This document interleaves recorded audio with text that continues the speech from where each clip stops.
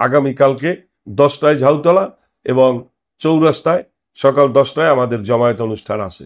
যা আমরা এই বেশ কিছুদিন ধরে আমরা পর্যবেক্ষণে ছিলাম যে এই যে কোটার জন্য যে আন্দোলনটা, এইটা আমাদের ছাত্র সমাজ এই আন্দোলনটাকে কোটা সংস্কারের আন্দোলন হিসাবেই তারা ঘোষণা করেছেন এবং এই কোটা সংস্কারের আন্দোলন, এটা সংস্কার হোক, আমরা কিন্তু এটার বিপক্ষে না।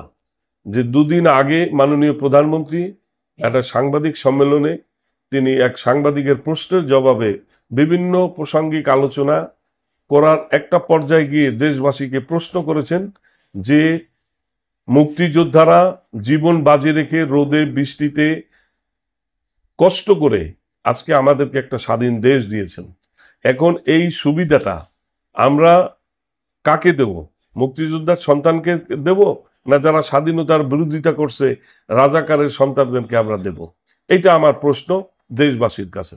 এর 5 ঘন্টা পরে আমরা দেখলাম যে ঢাকা ইউনিভার্সিটি ক্যাম্পাসে গুজব ছড়াইয়া, কি গুজবটা ছড়াইছে যে শেখ হাসিনা নির্বাহী ক্ষমতার যিনি প্রধান, বঙ্গবন্ধুর কন্যা, তিনি মেধার জন্য যারা রাজপথে আন্দোলন করতেছে তাদেরকে রাজাকার বলে তিনি ধিক্কৃত করেছেন।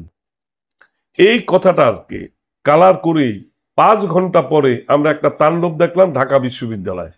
প্রথম তাণ্ডবটা আমরা দেখলাম রোকেয়া হলে, সেখানে গেট লাগানো, সে তালা ভেঙ্গে ছাত্রদেরকে নামাইয়া এই কথাগুলোই তারা প্রচার করতে থাকলো যে যারা মেধার জন্য রাস্তায় আন্দোলন করতেছে তাদেরকে রাজাকার হিসাবে চিহ্নিত করছেন প্রধানমন্ত্রী। এই তো স্লোগান আসলো, কি তুমি কে আমি কে, রাজাকার রাজাকার, চাইলাম আমরা অধিকার, হয়ে গেলাম রাজাকার। এই বিষয়টার পরই আমাদের পটুয়াখালীও দেখলাম একটু উত্তপ্ত। তা আমরা মুক্তিযোদ্ধারা এবং আমাদের মুক্তিযুদ্ধের পক্ষে যারা, আমরা এটাকে মডিফাই করার জন্য আমরাও রাস্তায় নেমে গেলাম।